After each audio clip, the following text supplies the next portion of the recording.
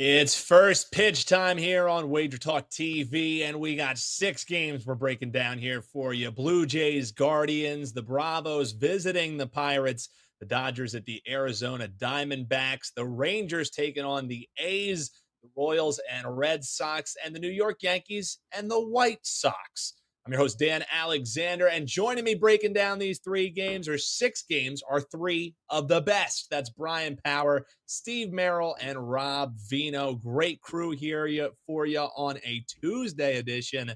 And Bryan, since the internet is cooperating, I say we get right into it, brother, and talk a little Blue Jays and Guardians. And the theme of today's show, a lot of streaking going on. So maybe some Frank the Tank action, as we'll start with the Blue Jays, who are looking to make it 5 straight wins tonight as they take on the Guardians. Does the streaking continue, or are you looking somewhere else in this one? Well, I'm not 100% sure the streaking continues. The market seems to think it will, Dan. But the first thing that caught my eye on this matchup was, even before I went to bed last night, the total had dropped from 8.5 to 8. And really, maybe that shouldn't be a surprise. Let's take a look at last night's game. It ends up as a 3-1 final. It was actually scoreless entering the 8th. Toronto had just 1 hit through 7. And low-scoring games have been par for the course at Progressive Field this season. I've been to about 4 or 5 Guardians games this year. Every single one has gone under, as a matter of fact. And what's crazy is that no park in Major League Baseball has seen a lower average of runs per game than has Progressive Field, just 7.6 runs per game. So, runs are scarce here. What's the consistent in that equation with low-scoring games at Progressive Field? Well, it's the Cleveland offense, which is dead last in home runs hit in all of baseball. We've got to keep an eye on Ramirez, who may or may not be suspended for tonight's game. He's appealing the suspension. He was in the lineup last night, so that's something to keep an eye on. But regardless, they're going against Kikuchi, the Guardians, and he's been really good. He's only given up a couple runs in his last 3 starts. He's got great career numbers against the Guardians. The one saving grace, though, for Cleveland is Bybee on the hill. I caught his big league debut in person, shut down Colorado. He's got a 1.96 ERA at home for the season. He's got that same exact ERA his last 7 starts overall, 1.96. So, Dan, as far as I'm concerned, best way to attack this game is the under 8 here. I think we're going to see another low-scoring game between Toronto and Cleveland. I know the Blue Jays dominate non-division games, so I wouldn't fault you if you lean that way on the side, but I have a stronger feel towards the under. The under 8, Cleveland and Toronto. That's Bryan Power. He's got a 3-day pass up for just $39 using code POWER3, or a 7-day pass for just $59 using POWER7. So let's power on down to my man Steve Merrill. I guess if it would be the opposite of the Blue Jays and what they've been doing on their winning streak, it's the Diamondbacks. 6 straight games they've lost, only 11 runs during that little stretch. So, Steve, I guess any reason to think that might change tonight as they're taking on the Dodgers, or more of the same for the D-backs? What are you thinking? First of all, Dan, I love the old school reference. 20 years old. That movie was 2003. Stellar movie. All of us. Stellar movie. So I'm glad that you're old enough to know, because a lot of the young viewers probably were barely born. So check out Old School, great Will Ferrell movie. I get royalties every time Will Ferrell is mentioned on WagerTalk TV. So Will Ferrell. By the way, Barbie movie, surprisingly fantastic. He is in that as well. It was much better than I expected. But I digress. Let's talk baseball. No, you're right. You cannot play bad teams in any sport. And in baseball, especially 162-game season, you have to respect momentum, both good and bad. And the D-backs are a textbook example of bad momentum right now. This is a team that's been basically the worst offensive team since the All-Star break. That's a reset. Everybody's off for a week, and they've been awful. So you have to be very careful with them. Now, there are some signs that the offense is starting to heat up. And the reason I say that is because they've had 9 hits or more in 2 of their last 3 games. Despite scoring 3 runs or less in all those games, they are starting to hit the ball. So back in what I consider somewhat hitter-friendly Chase Field, I do think we'll see some offense here in the Dodger and Padres series coming up. So I wouldn't necessarily just blindly play them under anymore, but I do think the Dodgers are the play here from a side perspective. A couple reasons. First of all, Jeff Michaels, son of Ralph. We talk about this all the time. What a great angle he presented on WagerTalk today a couple months ago. Jeff, Ralph, and myself broke it down that we updated the extended road trip back home angle in my baseball video last week. It's still on my homepage right now at Steve Merrill, Wager Talk Steve Merrill, and also on the Wager Talk TV channel. And quite simply, home dogs off extended road trips do not do well in their first home game. They do even worse with a day off because they get back in the routine of being home, all the distractions, and the D-backs fit that situation here. They're the coldest team in baseball. They lost their final 6 road games in San Fran and Minnesota, and now they come home, day off, home dog against one of the best teams in the league, and a hot team, Dodgers, that are 6-1 their last 7, in great offensive current form. We talk about how bad the D-backs have been offensively, where the Dodgers have 11 hits or more in 5 of their last 6 games, and they've won 5 of those last 6 as well, like I mentioned.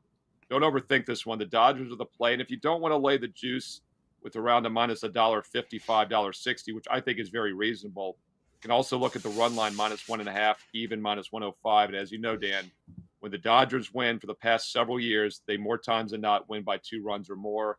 Mm-hmm. And during this current 6-1 run, every win has been by at least 4 runs or more. So definitely wouldn't fault you for taking a look at the Dodgers run line tonight. Man, I also love that we cash an early dog. I didn't have Steve giving us a Barbie movie review out of the gate. That's a plus 300. Surprisingly solid. Right there, Steve. When Rob Vino said he loved it, I doubted it, even though I trust Rob. But I went and saw it, and had I known Will Ferrell was in it the entire time, I would have seen it easily the first night it came out. It's actually one of the funniest movies I've seen in a few years. I can actually echo the sentiments. I got dragged to it with my girlfriend, and I walked out of there being like, I was pleasantly surprised. Yeah, so I'm with you, Steve. It was a shocker, and again, the plus 300 out of the gate. All right, that's enough Barbie talk for any of the shows here on Wager Talk. We got it done here on First Pitch, so no one else has to do it.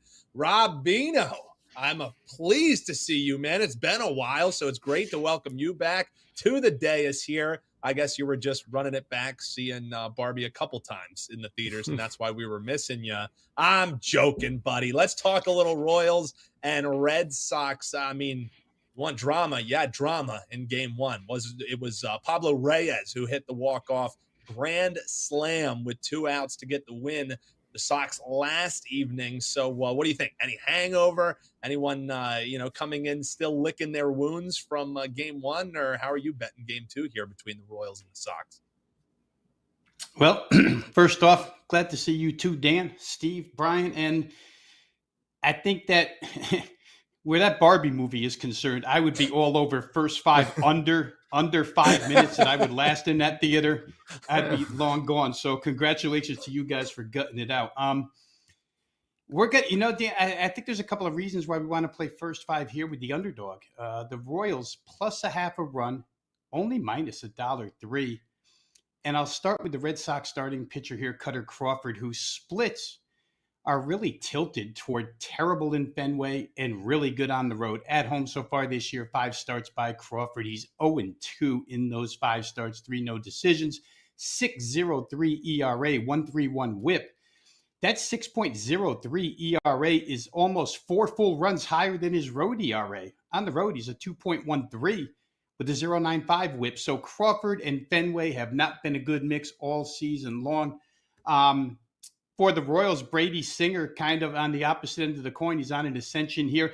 His home roads are not the greatest, but they're not horrible either, and they're certainly nowhere near in the stratosphere of what Crawford's are. But I'll say this, Brady Singer is hot right now. If I'm just going to use first 5 inning results from his last 7 games, there is 1 clunker thrown in there, but the other 6 of his last 7 starts, Brady Singer's allowed 0 runs, 2 runs, 2 runs, 0 runs, 1 run, and 0 runs. Along the way, guys, he's pitched against the Dodgers. He's pitched against Tampa. He's pitched against Minnesota, New York with Aaron Judge back, I think, in that game. So certainly he's been the hotter pitcher right now. He's only allowed 2 home runs in his last 45 innings pitched. As I totaled up right there before, only 5 runs in the first 5 innings in 6 of the last 7 starts. And the Kansas City offense looks like they're in a bit of a hot streak here that can support him enough, right? The offense has scored 4+ in 8 of their last 10. They've been competitive. They were here in Philadelphia over the weekend. Won the first game, stretched Philly in the second game, but lost and then got beaten the third. Competitive last night, right till the bitter end, as you mentioned, a grand slam walk-off in the bottom of the ninth. So the team is playing with a little rejuvenation here. It's a young squad. I don't think it doesn't appear like they've hit some type of wall. These young guys, they look like they're playing as good as they played all season long. So I like their offense, the way it's going. Boston's offense, on the other hand, has been cold. 3 runs or less in 7 of their last 10. And of course, last night, only 2 runs until the walk-off grand slam. So I think you start adding all this up. Early starting pitching edge with Singer against Crawford, an offense in Kansas City that's been a little bit hotter than Boston's has, a young team that's playing with some confidence right now. I don't want to get involved with the bullpens here because Kansas City's bullpen is like a gas can. So we'll try the first 5, and I'll add this at the end. Brady Singer had 1 start here in Fenway last year on a bad Royals team. He shut him out over 6 innings. 6 innings, 5 hits, no runs. So success inside this park. I think the price is fair enough here. Get a half a run. Only have to lay 3 cents for it. So we'll play Kansas City first 5 plus half a run, minus 103. Check him out, wt.buzz/RV. That's my man, Rob Vino. We'll swing it back around the horn to first base, where we have our Ken lookalike, Bryan Power, with a best bet here in the Bravos and Pirates. Yesterday, we did get a winner here on first pitch with the Braves in the first 5, or on their team total over the 5.5, but even going over their team total wasn't enough to get it done against Pittsburgh. So we got a bounce back incoming here. How are you betting this one, Bryan? Funny you called me with the Ken reference there, Dan, because that's what my daughter came home and said after she saw the movie, after I did not go see it with my wife and daughter. So don't I feel bad now after all these reviews, because Lord knows I'm not going by myself to see that movie. So there you go. Boo this man. Boo this man. All right. Let's not boo the Atlanta Braves, though. Okay, guys, it is hard for me to believe that this team's going to lose 4 in a row overall and 2 straight to the Pirates. Now, everyone seems to be expecting in this game a lot of runs. That includes the odds makers. We've got a total of 10. Why is that significant? I just cannot see the Pirates outslugging the Braves for a second night in a row. Last night, Pittsburgh had a lot of cluster luck. 6 of their 7 runs come in 1 inning against Spencer Strider, no less. Who would have expected that? There was a rain delay. So kind of a goofy situation last night. I'm looking for a return to normalcy here. And yes, this price is higher than what I normally want to lay, but it's a lot cheaper than the Braves were yesterday with Strider on the mound. It's a lot cheaper than they're going to be tomorrow with Fried on the mound. Now, Yanni Chirinos is not either of those 2 guys, but the team's 2-0 when he pitches. He looked pretty good last time out against the Angels. And what I really want to do here is play against Pittsburgh's Mitch Keller, who has been a disaster since the All-Star break. He's given up 6 or more runs in 3 of 4 starts. The Pirates are actually 0-6 in Keller's last 3 starts. So I'm looking for the team with the best record in baseball to remind us all why they have the best record in baseball. We're talking they've scored 161 more runs than Pittsburgh this year. And since that first month of the season, Dan, when Pittsburgh's starting rotation was out of its mind, the Pirates have basically played to the pace of an 100-loss team. So I look for kind of normalcy to be restored here, and I will take the Atlanta Braves tonight. If that price is too high, hey, why not go with that team total again that you mentioned cashed yesterday? I expect a lot of runs from the road team. Remember, they're guaranteed 9 at-bats tonight.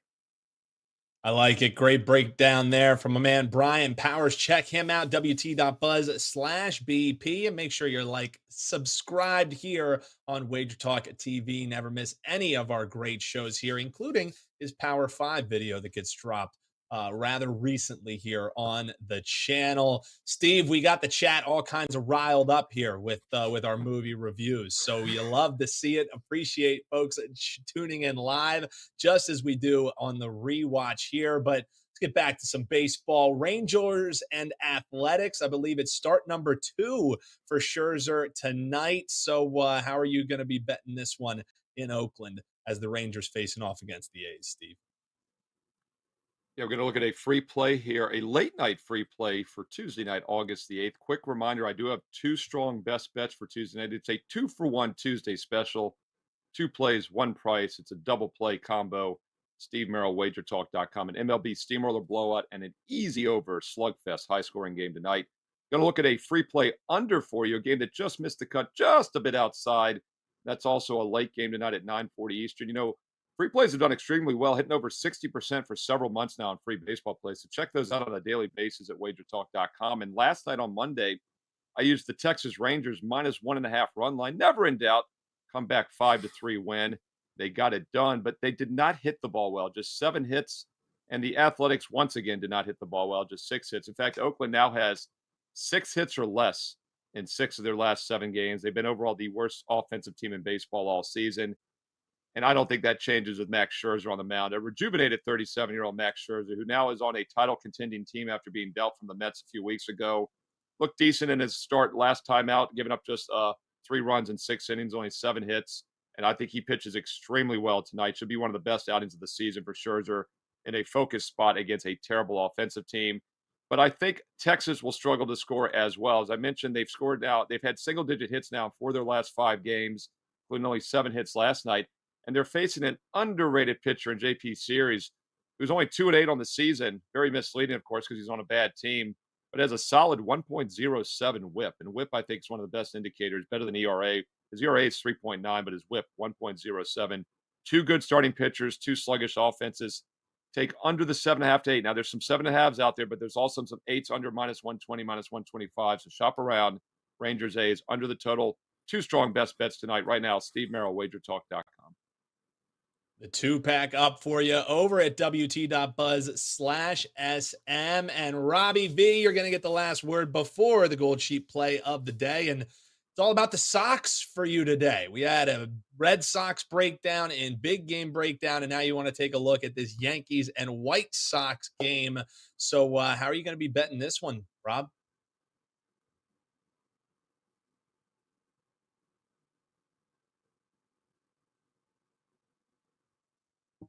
I love this play. It's my favorite. Oh, I was muted because the dog was going crazy. Yeah, I'm going to play this one from the to those who saw the Barbie movie. 2 thumbs down. Yeah, there you go. There you go. Yankees. I'm going to play this one from the back end in. At first, let's talk about Clark Schmidt a little bit, a guy who got off to a horrific start this year, but has really turned things around. 6 starts since July the 1st. The opponent's batting average against Clark Schmidt since the beginning of July is .214. His whip is 0.95, 24 Ks, and only 4 walks. That's a 6-to-1 ratio in those 6 starts by Clark Schmidt. So everything he was doing wrong to start the season has been corrected by him on the hill. He's given the Yanks really good performances, albeit, shorter tight between 5 and 6 innings, but the team has supported him real well. The Yanks have scored 10, 8, 6, 5, 8, and 4 runs in the last 6 starts by Schmidt. That's an average of 6.8 per game from an offense that really hadn't hit whatsoever. But for this guy, they seem to hit. Some years you get lucky in that category, sometimes unlucky. Right now, it looks like Clark Schmidt is the guy that the Yankee bats choose to support. It's going to be a tough starting opponent here, Touki Toussaint. Small sample size, but his home numbers are really, really good. Only 2 home starts this year. However, 1.20 ERA overall at home. That does include some relief appearances, as opposed to 5.47 on the road. So he's been better.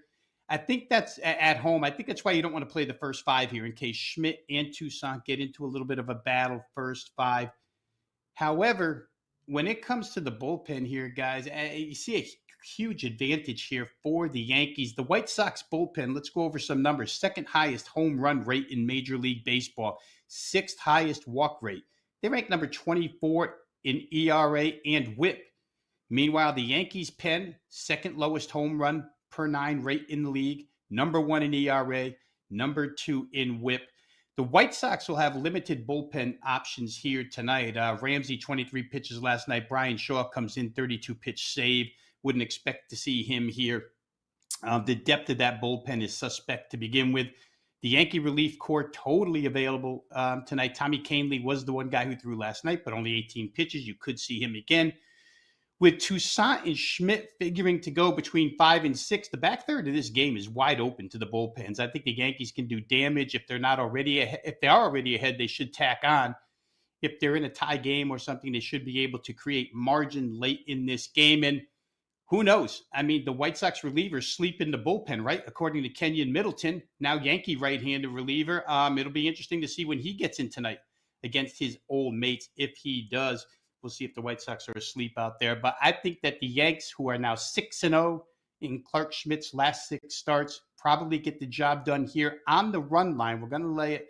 Actually, we don't have to lay it. We get plus 103 back in return for giving 1.5 runs in this game. So Yankee run line minus 1.5, little small plus price. I think it's the right way to go. Yankees laying the spot, says my man Rob. Come on, Barbie, let's go party. Vino, great breakdown there from the guys. All right, we do have your gold sheet play of the day here for you, and we're going to be going under 5.5 runs to start off the game in the first 5 for the Pirates and the Bravos. It really comes down to the pitchers that we're seeing on the mound, as Chirinos only 6 hard hit balls in his last 2 starts with the Braves. And then you have Mitch Keller, who's in the top 20th percentile among pitchers in exit velocity and hard hit rate. So nice and simple. Won't belabor the point. Fingers crossed here. We can get one home. Pirates, Bravos under the 5.5 runs in the first 5. And that's going to do it here for another edition of First Pitch. Great show, guys. Love being on here with you. Bryan Power, Steve Merrill, Rob Vino. Check them all out at WagerTalk.com. You don't have to go anywhere. If you want some more actionable info, you can stay right here on WagerTalk TV. Make sure you like and subscribe so you never miss any of the great shows. And check out some information on how to handicap the NFL from our $2 Tuesday handicapper, Ralph Michaels, on Wager Talk today. We'll see you tomorrow.